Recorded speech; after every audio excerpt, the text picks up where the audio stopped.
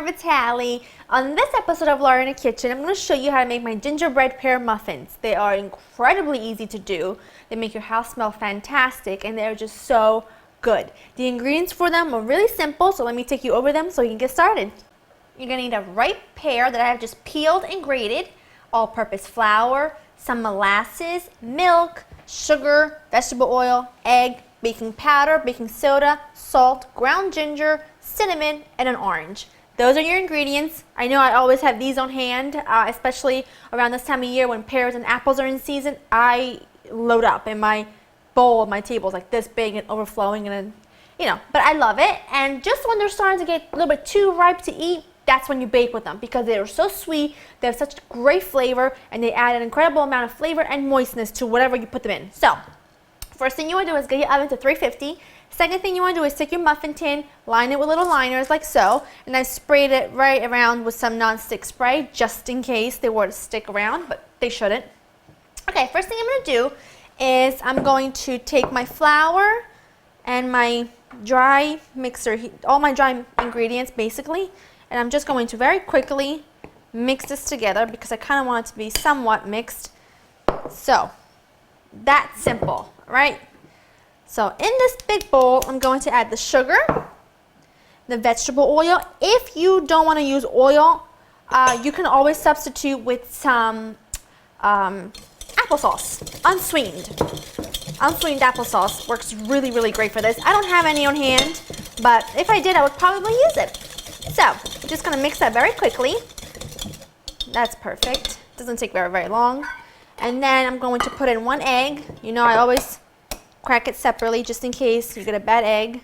And a lot of people ask me, what is a bad egg? First of all, when you have a bad egg, you will smell it because once you crack it, it smells like sewer. There you go. Number one. And number two, the yolk is like a burnt orange color. I don't do that. So, now to this, I'm also going to add my molasses. And quick trick, because molasses is a really thick syrup, I always measure my oil first if a recipe calls for oil and then put my molasses in because it comes out really easy. And if you're not using oil in that recipe, then you can just use a little non-stick cooking spray. Just mix that up until it's all combined. That looks fantastic. I'm going to put just a smidge of orange zest. So little, but I'm telling you, it makes the biggest difference. And I also do the same trick when I make gingerbread or carrot cake. The tiniest bit of orange makes a world of a difference. You have to try this trick. It just, because gingerbread is so heavy and so sweet, it needs a little something to almost cut it. And something as little as a tiny bit of orange zest really does that. It gives it a great amount of flavor and it doesn't overdo it. So then you're going to put in your grated pear. You see all that juice from the pear? That's such great flavor, I can't even tell you. So add that. I'm also going to add the milk now as well, just to pretty much have all of my wet ingredients mixed. And this is the part when you can mix it until your arm falls off. You can't overbeat it. But then once we put our dry ingredients in, which we're going to do right now, you're going to have to work quickly and you don't want to overmix because the gluten will develop and you have a very tough consistency in your, muffin or cupcake or any kind of cake batter. So I'm just working it with my whisk, and then I'm just gonna take a spatula right near the end just to make sure everything's folded in well. My batter's pretty much done. Smells so good. I can't even take it. I want to eat the dough or the batter. So using, of course, my handy dandy little ice cream scooper, I'm just gonna fill these up. Last one. Now I'm just going to pop these in the oven, 350, preheated, for about 22 to 25 minutes or until a toothpick inserted into the center comes out clean. And then I'm going to let them cool slightly because I love these really nice and warm, or right before we taste them. And of course, I'm going to do it with you, so stick around.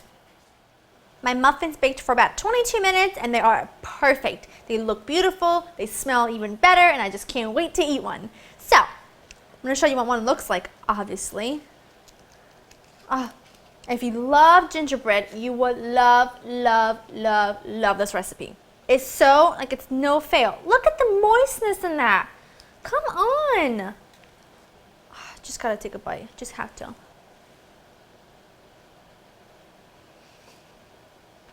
So So good. Perfect. Like, it's not too heavily spiced. The molasses is not too strong, because I personally don't like that flavor of being boom in your face. Great combination of flavors. I suggest you go to www.laurenkitchen.com to get the full recipe and then get in your kitchen and make these bad boys. Yeah.